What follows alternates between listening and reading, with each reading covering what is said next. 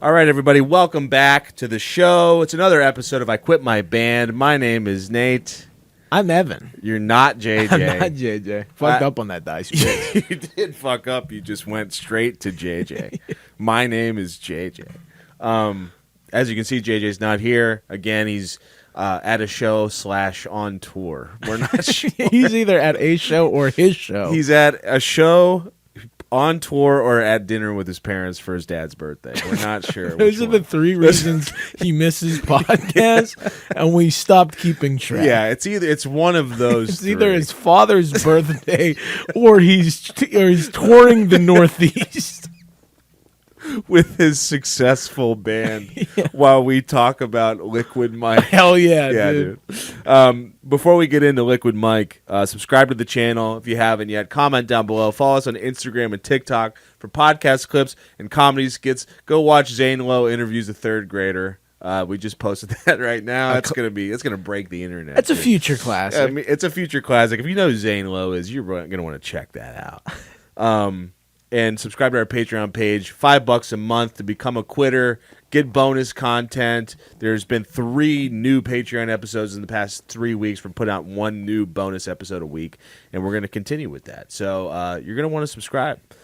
But tonight, we're going to be talking about a new album that just came out from one of our favorite underdog bands, and one of your favorite bands, Liquid Mike, with their new album, Hell is an Airport. Why don't you kick it off and talk about Liquid Mike? Because 2023, I think their album, Paul Bunyan's Slingshot, or no, it was their self-titled. Their self-titled. That was my favorite album of 2023. Your album of the year, yeah. Yeah, that was the year that I had found out about them. They started blowing up on Twitter and Bandcamp because of that record. I think people started sharing it around, and I saw a couple people share it.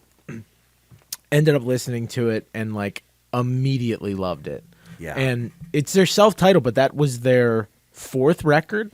Wow. That's crazy. I think that they've put out an album a year for the last 6 years. I did read that today, that they've put out an astonishing amount of records in 4 years. Yeah, a very short amount of time, just keep pumping them out. Yeah. And it just landed so directly in my taste.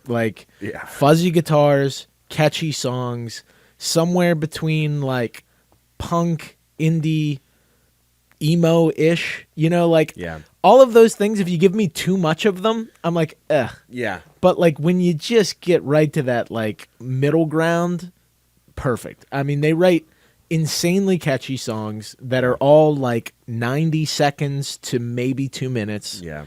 And good lyrics, honest lyrics from a real point of view, but they can often be funny and relatable. And reading more about the guy's story is cool too. He was a postman. Yeah.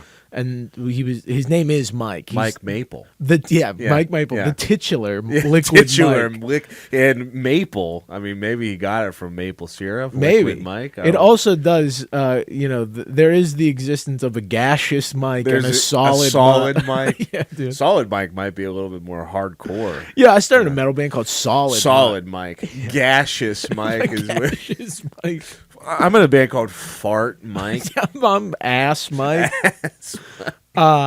He was it's exactly the type of band that I feel this podcast should champion. A guy who is working whatever dead end job in a post-industrial Rust Belt town. Yeah. Who the band reminds me a lot of Guided by Voices. Yeah. That kind of Midwest dude that can just write a great pop song, or The Replacements. They remind me a lot, and those are bands that I love. Yeah. 2023, that album comes out. It's one of my favorite albums of the year. No, it is my favorite album of the year.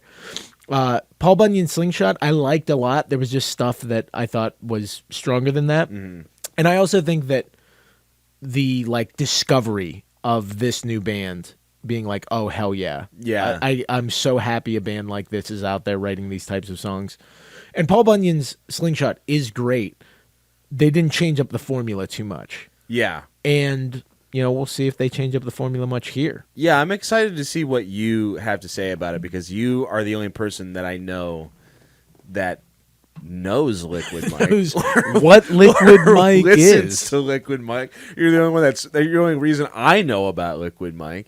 But yeah, I listened to a little bit of their self-titled when you had told me about it, and I'm not as big into like the pop punk slash like the pop punk that is cool, like that has like transitioned over to alternative rock, because I've never been a pop punk fan. Like there's some that I can appreciate if it's on, somewhere where I'm like, if it's on at like a wedding and I hear fucking Sugar We're Going Down, I'm singing along. But like, I'm never putting on Fall Out Boy. Yeah, there needs to be like a Mendoza line. Where it's like, instead of pop punk, it's like punk pop.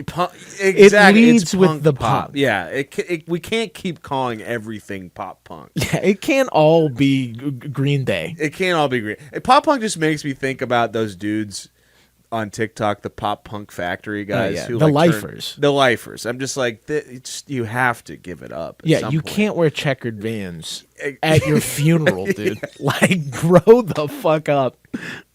At work, you can't wear checkered Vans at work. Yeah, I told you full about suit. You can't do like the wedding and then, but like full suit, but like blacked out, and then chain and checkered Vans. Like that guy's listening to Bowling for Soup on the way home. Yeah. You know what I mean? I told you about the punk rock priest before. Maybe. There was like a priest when I was in middle school at like the other Catholic church that the school district was in, and his name was Father Bob, and he was the punk rock priest. This is ringing a bell. He was just like, he looked like he could have drummed for Bowling for Soup. Like when you would see him out, he would still wear like the black shirt with the thing, but like he would have like the wallet chain and checkered Vans, and you're like, dude. Father Bob. Dude, Father Bob. Fucking I remember awesome. there was like a dispute at the youth group of like what should be taught at youth group, and like Father Bob wanted more like nachos and like local bands and stuff. It's like, we got to get the kids. Yeah, dude, we got to get more kids in. We need more vending machines. And I remember the one parent being like, I think you need to be a little less punk rock and a little more priest, Bob. Dude, and you could have cut the tension with a knife. Not having it with Father Bob with his bullshit. Yeah, dude. Fuck you. I listen to Mustard Plug. I know what these kids need. Fuck you. Kids don't need the words. They need yellow card. They need fucking Bowling for Soup. But yeah, like there's a reason. There's a reason that like half of those bands like write theme songs for like cartoon kids shows, right? Because it's for children. It was for children. But yeah, you need to transition over to the punk pop instead of pop punk, and that's what Liquid Mike is. But like, still, I wasn't even a huge fan of that much, because there was so much of that coming out. Like Jeff Rosenstock, I like, but I feel like I can only handle Jeff for a certain period of time, for like a certain amount of songs, and then I'm like, oh fuck. But Liquid Mike, the self-titled I checked out in Paul Bunyan's Slingshot, it felt like very true to form, and like more just about songwriting than about like being flashy whatsoever. I don't know if you can really call Jeff Rosenstock flashy, but like it's just felt more like band, like more like a band, more like a band that was like writing true, good, honest songs. I would agree. Yeah, there's like it almost feels like a singer-songwriter project, but like the way the guy can express himself best is in just like a kick-ass 90-second poppy rock song. And I love that for a guy that was a mailman. You know? Yeah. Like I do love his story, and you're right. This is the kind of band that like this podcast, like this is why this podcast exists almost. Oh yeah, like in another universe, Mike is in a rival podcast in Marquette, Michigan. Or he's in a parallel universe. He's just in a podcast called like I Have a Band. Yeah, exactly. We're fighting for like domain names. Yeah, exactly. We're like, who the fuck is Mike Maple? Yeah, fuck this guy writing him cease and desist letters. But yeah, Hell is an Airport. This is their what album? What sixth number? album. This is their 6th album. It's 14 tracks long, and I was a little bit nervous because I saw the 14 tracks. I was like, damn. But then I clicked on Instantly Wasted, the first song, minute 30. I'm like, we're going to be fine. Yeah. Mike Maple has got me. And he did. I mean, this album is like, if I can describe it in one phrase, I would say that it's just fun. Like, that's the only thing I can really say about it. Like, in the 90s vibes are almost Sugar Ray level. Almost. Like, there's they some approach songs the where, Ray, dude. like, where it gets to that, like, borderline cheesy, but in the way that everyone is kind of craving right now, including me. Like, especially, like, so I'm talking specifically about the song AT&T. Oh, great where, song. like, it's a great song, and then they throw in those fucking record scratches. I was like, dude. this is all I've ever wanted. Yeah. This is perfect. Yeah, and the amount of hooks that he's able to pack into these songs is crazy. Like, every moment of the album is catchy. Yeah. And Pretty much every single song has a hook and follows the same type of, like, perfect song formula almost. Yeah, and a song like AT&T, I would say showed because that was a single. I was maybe hoping for a bit more of that because that was like a break from what I had gotten used to on the last two records. Yeah. Like, those drums are a little more trip hoppy. Yeah. The record scratches, the vocal is a little different, because it's at that slower tempo. So I was like, oh, are they like expanding more into the 90s? It's not just like, hey, we're writing like super chunk songs. Yeah. But I would say that there's probably more of the record that I thought was much like stuff I'd already heard, but just done so well that I was like, I'm fine with more Liquid Mike. With more LM. Yeah, like so many good, like I think the singles are the best songs that they released. Like Crop Circles is one of my favorite songs of the year. Is that? No, it's like That's what I'm talking about. Oh, okay. Crop circles in my brain. That one? Yeah. Okay. Yeah, we're talking about the same one. We're just not Yeah, on exactly. the same level. We're not on the same way. I think you need to tune up. Dude. I might need to I'm tune in drop up. D. Yeah. Yeah. But yeah, I mean, after I heard AT&T, I was kind of expecting more of the trip hoppy stuff too. More of like that 90s, like, bringing in a little bit of 311 influence, which is like, I don't know. I love George Clanton and what he did so much that I'm looking for other bands and artists to do that as well. And I thought I was going to get more of that on this record. And I did. And it didn't surprise me after I heard the song, Double Dutch, because that sounds like so much like Debaser by the Pixies. Like, it's almost has the same chord progression, and you can like sing that song over top of this one. So I was like, okay, this is gonna be not just like a 90s nostalgia record just for like hits and listens and streams. Like, this is gonna, like, they're gonna be true to like Guided by Voices and the Pixies and the Replacements, which that's exactly what this record is. Like, there's no like, there's really no dark moments on this record, which I appreciate about it, which is very unlike me, because I like records that have a little bit more of a gothic, dark edge to them, a little bit more of a sludgy edge. But this is like, it's not even giving you a little bit of that. It's just like, these are feel-good tunes, and you're going to like it. Yeah, they're all about like suburbia and like isolation, but there is just a like, it just kicks ass. Like, it just makes you want to like crack White Claws and fucking nod your head. Have your friends over and have a cookout and then film a music video. And it's on the record. Every now. music video is just having a barbecue. Like, that's what they all are going to be the basis of. It's like, we're flipping burgers in this one.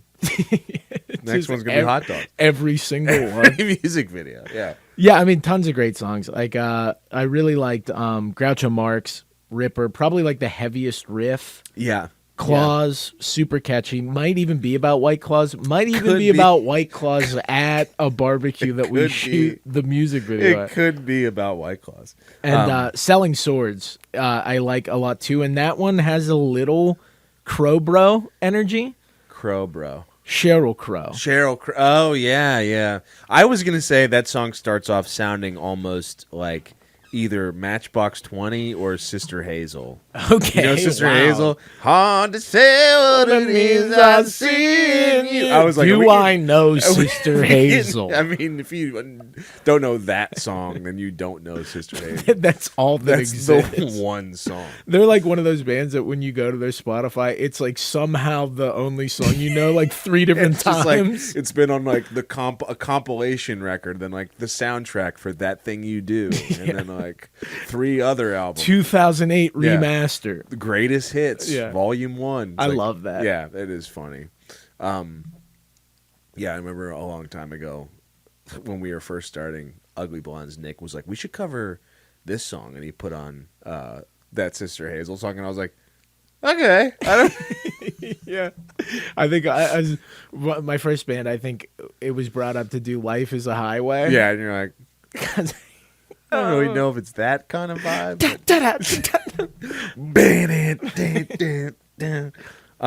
Yeah, no, these songs are just like super, super fun. I mean, there's a huge Guided by Voices influence on this, but I can also hear Replacements and Pixies as well. And like very like some of the lyrics feel very like Westerberg. Yeah, you know, like the lovable loser for sure. Little bit of Weezer, I think. Just, definitely some Weezer. Like they there's like a little more Guitar Hero antics than I would say Guided by Voices or Replacements. There's that like drop D heaviness to this where it's like these songs aren't really heavy, but it's the tuning and the kind of the way they're playing and the way the songs are structured. The guitars are loud as fuck. They're loud as fuck. It reminds me of like if Alex G were to write songs for like a punk band, you know, like how he kind of has all of his songs like kind of in that drop D depressing tuning, but like some of the songs are just very like cheerful, and I mean that's kind of sad depressing, but it's like happy at the same time. Like I feel like this is kind of that same formula, like where it's like you don't really know why it's just so like addicting to listen to, like, but it's just there's something about that tuning and the way they're writing the songs that just makes you like want to come back to, makes every song kind of like a hit almost. Yeah, they feel like heavier than standard tuning rock songs. Yeah. And yeah, I mean they're just like just hits harder. Yeah. Yeah. And it's like it's hard to write these types of rock songs in, I feel like, with how much heavy music there is. Sometimes like when I do just hear like a regular ass rock band playing standard rock songs, it's like it just doesn't have that same bite or energy. Yeah. But like the riff in Crop Circles is one of my favorite riffs. So good. That I've heard in years. And there's a lot of Modest Mouse influence in those guitar lines too. Oh yeah, with the like the whammy bar like whale song type thing. They just kind of got you know? Dude, they did like a focus group. Liquid Mike was like, we need this one guy. Yeah, this guy. All the shit he likes. Love us. Yeah, he's gonna give us a 7-8 on his podcast. He's gonna give us a hell yeah. If I do have to criticize, I do think that there's like. You're not going to be surprised on this record. Yeah. By the time you get like halfway through, you kind of know what the band is doing. I would say that if you've listened to Liquid Mike up until this point, you're definitely not going to be surprised. But for me, that's like a feature, not a bug. Like I really like what these guys do, and I think that they do it at such a high level. But I will say that after hearing AT&T, I'm like, I want to hear what that record sounds like. I want to hear you guys not do Radiohead, but like slow down the tempos. Try to write a different type of song with like different textures and different like vibes.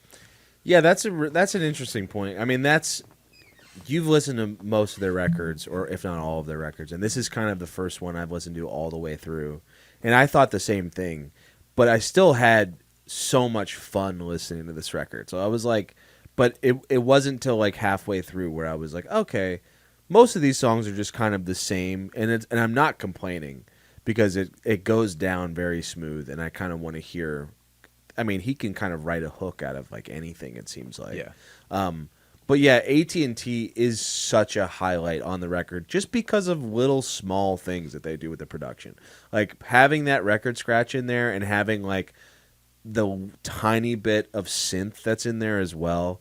Like I do agree with you that like they should really explore that path because it could make them fucking, it could like we said with the Die Spitz record, it could make their masterpiece record almost. Yeah, and I think that they might be nearing a point where they're able to, because I was reading like he wasn't sure if he was going to be able to do this full time. Okay. Because like the band was just like a local Marquette, Michigan band. Yeah. And now they've toured. I forget who they toured with before, but they're on tour right now with Military Gun. That's awesome. So I think he can do this more full time now. So maybe he will have the resources and time to kind of like sit on a batch of songs a little longer, explore different ideas. I think from what I read, he like engineers, mixes, masters everything. Oh, really? That's what it said for like the personnel on this record. It was like Mike Maple, guitars, vocals, engineering. Hell yeah, dude. It's like everything. Yeah. It sounds good. Like it does sound good, and I think it sounds better than their last couple records because like the self-titled, I loved how it sounded, but like very compressed, especially in the drums. I listened to it a little bit today. It's like almost quiet sounding because of how much compression is on it. Big time. Yeah. Yeah, I mean, I think if both of the reviews that we recorded have anything to say, just go see the opening band. Go see the opening band. Die Spitz opening for Viagra Boys. Military Gun, you got Liquid Mike. Yeah. I mean, especially with how much fucking concert tickets cost now. Just go for the opener. Go for the opener. Go to see the guy set the fucking amp up. I want to see where my money's going. I mean, there's usually like 2 openers now. At least go for the first like real one. You know what I mean? Go for the first 2, Yeah. Like that's going to be a show, That's going to be a good show. And then in 5 years when they blow up, you can be like, I saw them on this tour. I saw them when they opened. And I already don't like them anymore. Because I'm cool. They've already sold out in my eyes by being the headliner. I only listen to openers. Only. Should we go into the CAs? Yeah, let's do it. I'll let you go first. Yeah, I thought this was a really strong record. I don't know if I like it more than the self-titled or Paul Bunyan's Slingshot. And I don't think that it does a ton to differentiate itself from those outside of maybe AT&T. I think AT&T does show like a pretty big jump in like songwriting, creativity compared to what they had been doing previously. I don't know if it has as strong of hooks as some of the stuff on Paul Bunyan Slingshot or self-titled. So I do think that there is like part of me that maybe isn't as excited by this record just because of it doesn't feel like it has pushed into like new ground as much. Yeah. But it is like another great batch of songs. If you haven't listened to Liquid Mike, this is like a great entry point because I think it's their best sounding record and it still has a ton of great songs. And then I would just work backwards. Yeah. Because there is so much really good stuff. But that being said, there is still like 4 songs on here that are going to be some of my favorite rock songs of the year. Crop Circles might be my favorite rock song of the year. It's just so fucking good. Yeah. And I'm excited that a band who has put in this level of craftsmanship and this level of like consistency, putting out 6 albums in 6 years, is now starting to see some of like the attention that they deserve. Yeah. I still think it's a really strong record. I'm gonna go 7.8. 7.8. All right. Yeah, I mean, that's interesting because you said like this is a very good starting point for someone who's just getting into Liquid Mike, and that's pretty much what I experienced. Like I've listened to them before, but never like a full album's worth. And then like just sitting with this, I think this is a great starting point for the band. Like if you don't know where to start, or I don't know, just like if this is the first time you're listening to them, for me, I did work backwards. Like I listened to this and I was like, I got to check out what else they were doing. And you're right, it isn't much different. But like if you like this album, it could end up being your album of the year if you haven't heard those first 2. Like it feels like, it's like, well, maybe they just feel like they haven't like found, you know, the audience yet, like to really change up their sound at this point. There's like, we are confident in what we do and we're confident in our songwriting. We're just going to keep putting out this record. Yeah. Like if I would have found this instead of the self-titled, yeah, it probably would still be my favorite album of the year. That's, you know what I mean? Kind of what I mean. Where it's like, it's just like someone didn't see it the first time, we're going to give it to them again. And that's, I totally, seeing it from that lens, I totally get it. And it kind of makes sense if they were doing that, like why they have 6 albums already. But yeah, I mean, this was super fun to listen to and really impressed me just because of like the sheer stamina of like going 14 songs, not having a dull moment whatsoever, not having one song that, like, so many bands are just so tempted to be like, let's throw in one that's 7.5 minutes that is just purely an interlude, and you're just like, oh yeah, that one I skip. You know, like there's really no skips on this, and there's no moment that doesn't sound catchy and fun. Like every single song is like just kind of, I don't know. It just feels so perfect for like the time. I mean, not the time, but it feels like a nice escape. Oh yeah, you know, like it's not a good soundtrack for the time, but it's a nice escape from the time. Yeah. Everything just sounds like so like upbeat and happy. And if there's one thing I have to dog on it for is because there's not really any like dark edge. They could have put something on there that had a little bit more of like a head, like a stank face, you know, like, yeah. But they kind of stank face in their own way. You know, you're going to end up just being like, this fucking rules, you know? And it does. I'm not going to go as high as you just because it's not typically like what I like and listen to constantly. But yeah, I don't have that many criticisms. So I'm going to give it a 7.5, which is a 7.65. I think that's a solid mic. Hell yeah. That's a solid mic. It's a solid mic. It's a solid mic. I envision like Liquid Mike is like Robert Patrick in Terminator 2. Yeah. He can like turn into like Capri Sun. Yeah. Yeah, he can turn into Silver Surfer or whatever. Kill the fuck people. It is. Yeah. Have you seen this boy? Hell yeah. No, yeah. I think like if this is your entry point into Liquid Mike, you could not do better. Like it's a great place to start. Sounds great, and you're gonna know if it's for you or not. Yeah. Like as soon as I heard the self-titled, I was like, yes, yeah, this is exactly the type of rock music that I love. Yeah. And if I just want something fun to listen to, I could put Liquid Mike on shuffle their entire discography, and I'm not going to get like a bad tune.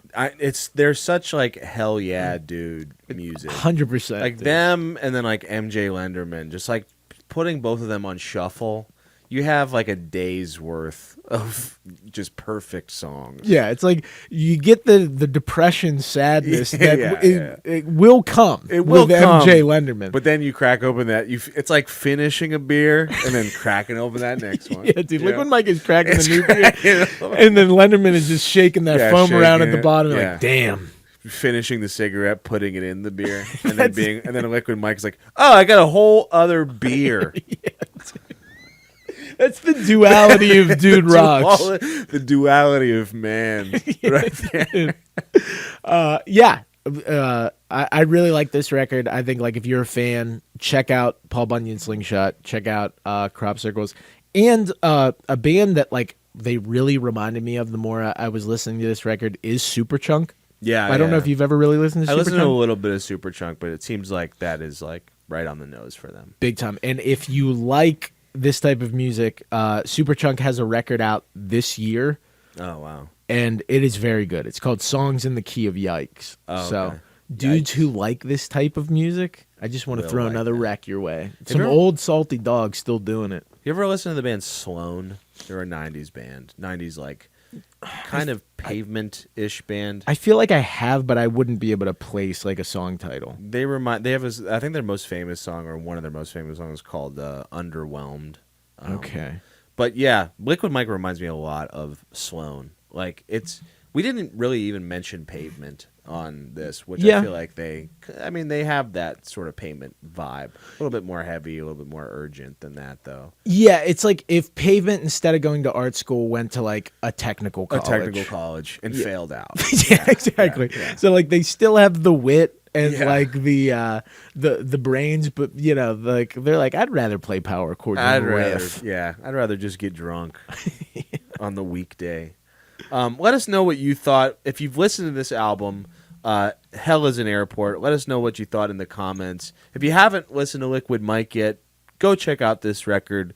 It might end up being one of your favorites of the year if you like everything we just described. So subscribe to the channel if you haven't yet. Follow us on Instagram and TikTok for podcast clips and skits. And subscribe to our Patreon page, $5 a month for bonus content. We got new episodes weekly now. So you're going to want to go over and check that out. We just did the origin of the show. We did the